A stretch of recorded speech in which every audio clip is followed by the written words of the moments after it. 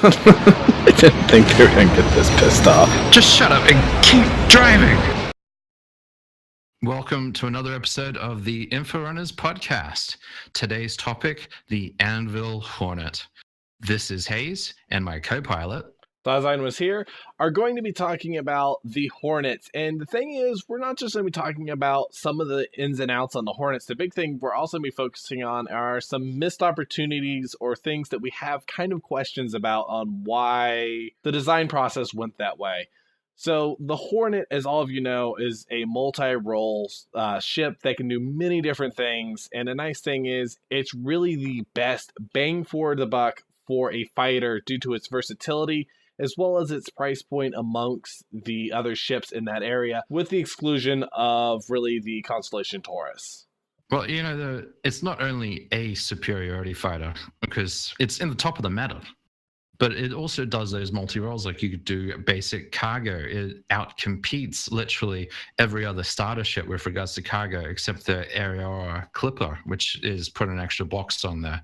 And still sort of competitive combat. It does multi-roles by doing swacs with the Hornet Tracker. It does stealth with the Hornet Ghost. It's also the Super Hornet, you have like a multi-crew ship with two pilots. The idea that you have the pilot focusing on zero order controls for flight movement, whether you're doing a mouse or a joystick, fact that they can sort of focus just on fighting. Well, flying, and then the other guy, the co-pilot, can focus on fighting, power management, shields. The pilot can then get targeting solutions for that cannon turret, for the ball turret, and do broadside movements, even rear movements. It's puts the Super Hornet in a very favorable position compared to every other sort of superiority fighter, and then it can do things that the others can't. It can do things better that the others can't because it's got two people focused on the flight and the systems and gunnery. There's no other small multi-crew ship does the fighting so well, but also gives you all those other options, which really leads to how versatile the Hornet really is. Yes, the Hornet is really versatile, but there's one big thing, and this is kind of the elephant in the room here. Why does the Super Hornet get that second seat, being as all those other modules, in my personal opinion, need that second seat? Let's just go through this here. The Tracker, for one.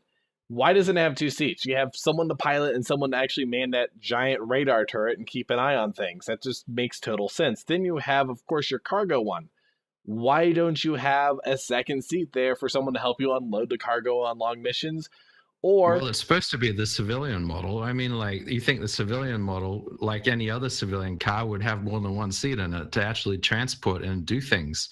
It doesn't make sense for the civilian models not to have two seats. It's more the Super Hornet, the superiority model, would probably want to ditch the second seat for the weight in order to focus on fighting. It's horrible in the idea that here you have things like the Hornet Tracker that is only one seat. You have someone who's trying to focus on flying, fighting, and doing a SWAX operation, when a proper SWAX solution needs two pilots, one dedicated to only SWAX and the other to piloting. It just not only is a missed opportunity, it just doesn't make sense. Well, let's just go to the stealth, the Ghost. The Ghost is the one Hornet out of all of them which should have that second seat as well, being as you're going to use it for infiltration. I'm pretty sure it'd be nice to have a second guy with you and run as a two team, or even be the ship that goes in there, drops off your special agent, your spy to infiltrate, and then fly off. It makes total sense. You're not wrong. You take 3 Hornet Ghosts. If they have the second seat, you drop 3 Marines in, or maybe even take 6 Marines with you if you want to just park it off somewhere if you haven't been detected. It's a good combination. It really is. But speaking of using it kind of for infiltration, I don't see why you don't even have with the cargo container spot like the Argo. Like the Argo has 2 different modules. Why does the cargo container not have a module that allows you to have some seats in it and you can hold some Marines in there? Because that would actually be an amazing little dropship. A little bit cramped, but you fly in, drop a whole bunch of Marines, and fly out. That cargo container is just about as big as an Argo module. You should be able to at least fit about 6 seats in there, even if you stuck them in the middle, back to back. I mean, that's not the Hornet is a huge ship. It's like 26 meters long. I think it's like, what, 21 or 22 meters wide. It's absolutely dwarfs some of the smaller ships that actually carry people.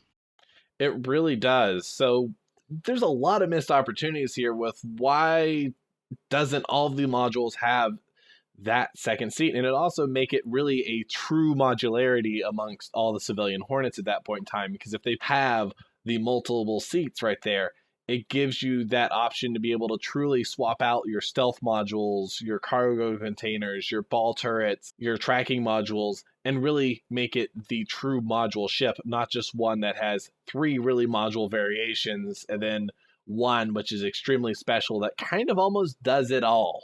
And of course, you also have the horrible, atrocious Wildfire. Oh, God. Don't get me started with the Wildfire.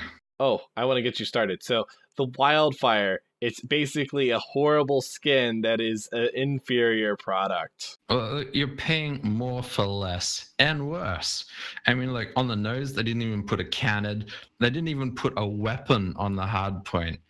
It's purposely fixed with gimbaled weapons. And it's like, it's supposed to be a Master of Flight series, right? These are supposed to be aces who are flying around, and they didn't even put a weapon on the hard point, let alone, in fact, they fixed with gimbaled weapons. Normally, you either go all fixed or all gimbaled, but, typical CIG, they've got to have a bit of both. It's not even worth it for the skin. I mean, you're getting an F7C here. An F7C is an inferior version of the Super Hornet. It has less power plant capacity. It has no armor. It's missing the missiles that from the Super Hornet. It actually has less. It's got one size less on the missile hardpoints. Why are you paying more money and not even coming close? You can't even upgrade to a Super Hornet capacity. And to try to justify this, they said, oh, well, the Super Hornet's going to be raising in price soon. And then they raised the price in the Super Hornet. But even with the price increase in the Super Hornet is still the better deal.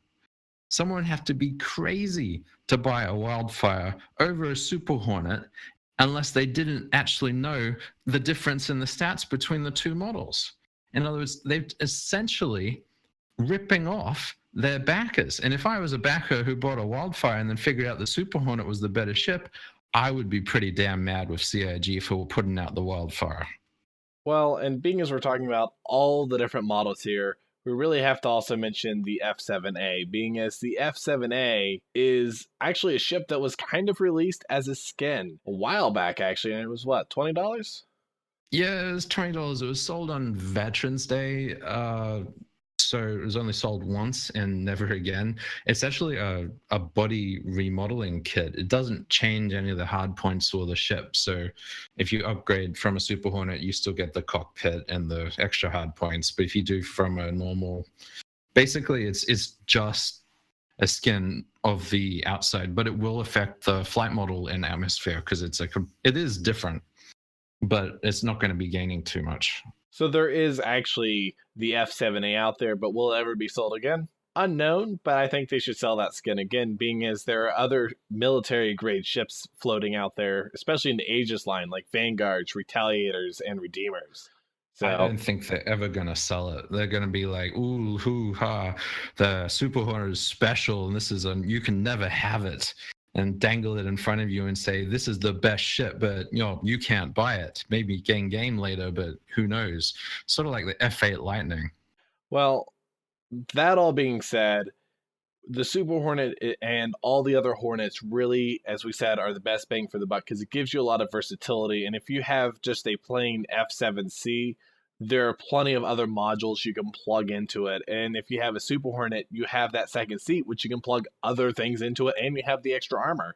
So there's so much versatility from the ship that if you are going to be getting a fighter, and I know you heard us say, sell your fighters, this is the one that you should get, being as it gives you all of that versatility, and it really doesn't go into that price range of why are you getting this instead of a larger ship. Well, it's the daily driver along with the top tier meta superiority fighter.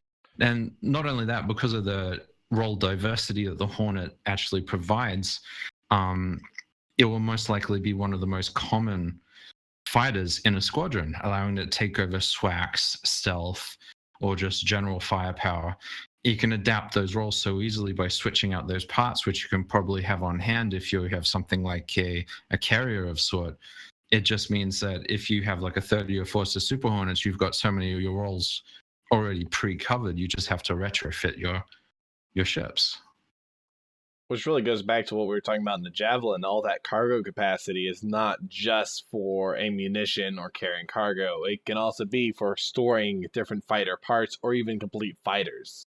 The Super Hornet is also like the favorite love child of Chris Roberts, and it's likely always going to represent the top of the meta curve. I mean, even if it shifts out of favor in that meta curve, CIG is going to put their efforts to try and stick that back in.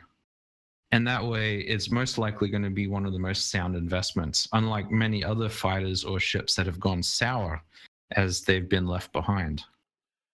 That really is a big point right there, being as if you read the RSA site, all things are in flux or subject to change. So that's actually probably one of the biggest selling points right there. Guys, what do you think about what we've said here? I mean, should all the other Hornets have a second seat?